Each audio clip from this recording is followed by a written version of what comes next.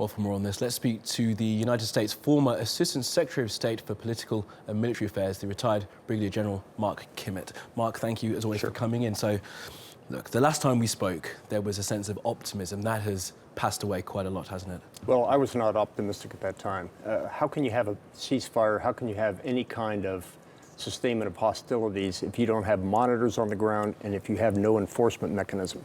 But there was no thought about having that. This was promised, wasn't it? This was the deal, that the Russians would stop Assad from doing what he was doing and the Americans would somehow monitor these rebel groups, and that just fell apart. Well, I think it was less of a promise and more hope than anything else. And as we've seen, it just fell apart and the slaughter continues. I mean, where do we go from here? In the immediate aftermath of what's happened, we've had the week of cessation of hostilities, and let's be honest, it did stop for a while. There was a chance where there was a pause in fighting in Aleppo. It then resumed. Where do we go from here at this immediate? To your point, the fact that it broke apart so quickly, in my mind, meant that especially the Russians and the Syrians were not serious about this ceasefire.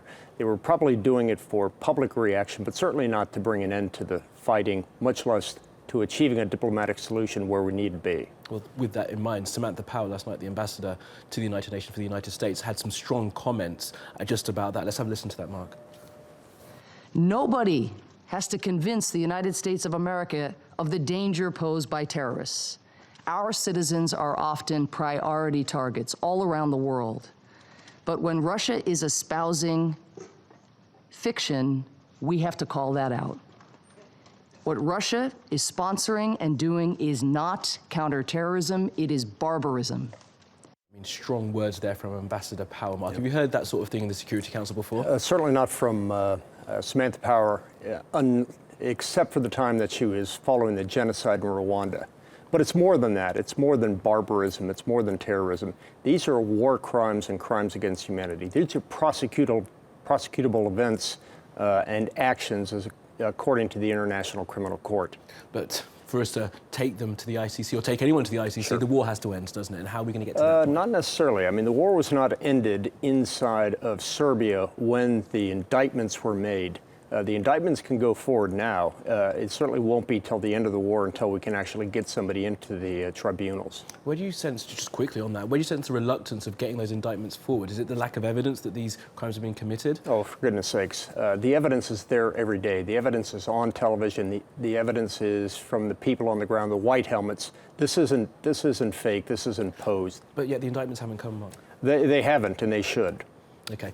Now, one glimmer of hope, as we've been saying, is that aid has started to get through to certain areas. I mean, the aid convoy was attacked last week in murky circumstances. Right. I mean, where do you think we are with aid, and what can be done to try and make sure that aid does get to where it's needed? Well, at this point, as I said earlier, this is hope, and we can only hope that both sides, the Syrian side and the rebel side, will let those aid convoys through. Do you see that as being a possibility?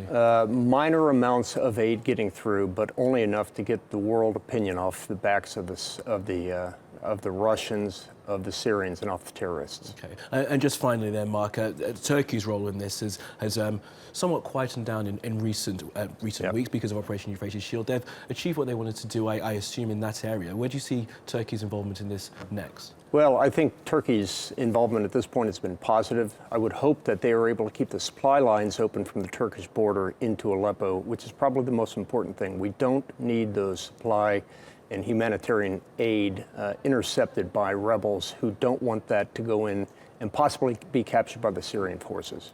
Okay, Brigadier General Mark Kimmit, retired. Thank you so much, as always, for coming in.